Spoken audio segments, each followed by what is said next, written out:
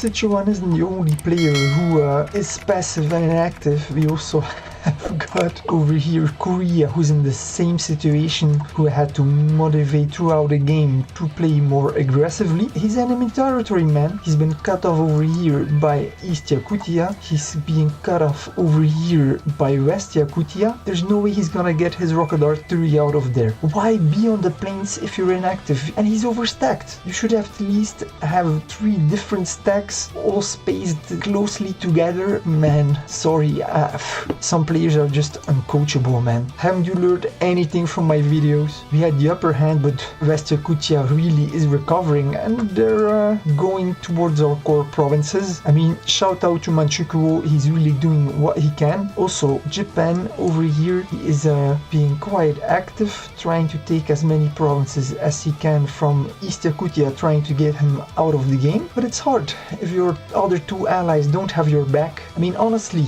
they are 4 versus 2. How hard can it be? 20 minutes later. I am forced in the retreat. I hope my positioning over here will work with my armored cars on the plains and 3 stacks of rocket artillery in the hills, because he's pushing. He just took this province over here, so I can't have eyes anymore on. Oh, he's retreating because Romania over here, he has 18 freaking medium tanks, man. There's nothing I can do against that, you know. He has more than 1,000 hit points. That's crazy, man. So I'm off to bed. He's retreating, so I guess I'm gonna be fine tonight. And whatever he takes, I can always take it back. The next morning. Good morning. So far, Borneo has been playing very solid, but now he's making mistakes. He's attacking 14 battleships, level 2 of New Zealand. There's also 7 cruisers in there, level 2, level 3, and also subs that he cannot see because he has only level 2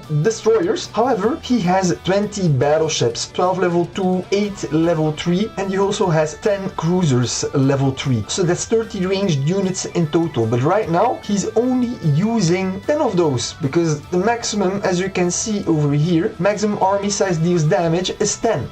He's starting to split up like I asked him now. Finally, he saw my message, because if he splits up, he can deal 3 times more damage. Good man, he saw my message, he's splitting up. He's a very good player, he should have made this call on his own. I shouldn't have retreated so far overnight, because Germany's nickname is Wolfje. That basically means little wolf in Dutch. So he's in the same time zone as me, and I see he comes to poke around. Now he woke up as well. I hope I'm gonna be first so I can take this province. I need ice in this area. I would like to trap those railroad guns. If I can lure him here on the plains and I can move in fast from out of the hills, take it. He's not gonna have time to retreat with the railroad guns, and then I'm gonna have the killing ground with my rocket artillery over here in the hills. Romania has 18 medium tanks, so that's gonna screw up my plans big time. I see a lot of movement here in Xinjiang, but I still see no anti-air. No anti-air,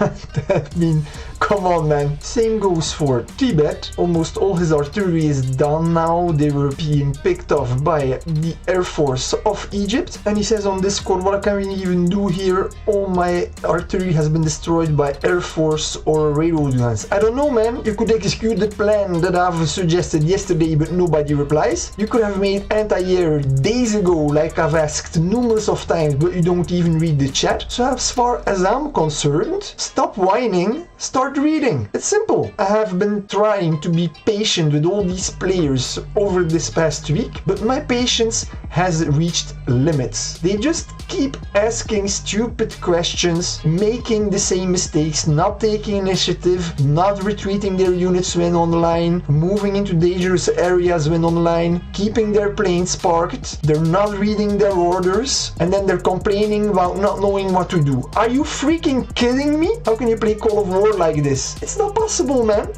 Good. Xinjiang is online now. He's protecting his past units because the attack bomber squadron was patrolling over them. But be very careful now, because otherwise you're gonna get taken out by the Egyptian interceptors. He has 50 or so. And we've got South China, who is just sitting there. Are you kidding me? Look what he has. 16 armored cars, 16 light tanks, 5 tank destroyers. I've asked yesterday, anyone who has light tanks, armored cars, please send them around to make a pincer movement to attack railroad guns. I mean, see these fast units, split them up over the plains. You can kill this railroad gun stack, man. What are you waiting for? Instead of being inactive, dispirited, complaining on Discord, attack! And I swear to God, either I'm gonna have an anger explosion or I'm gonna start crying. Come on, man, it's ridiculous. Burma is retreating. Also, he didn't make anti-air to protect artillery. Burma has been playing solid so far, taking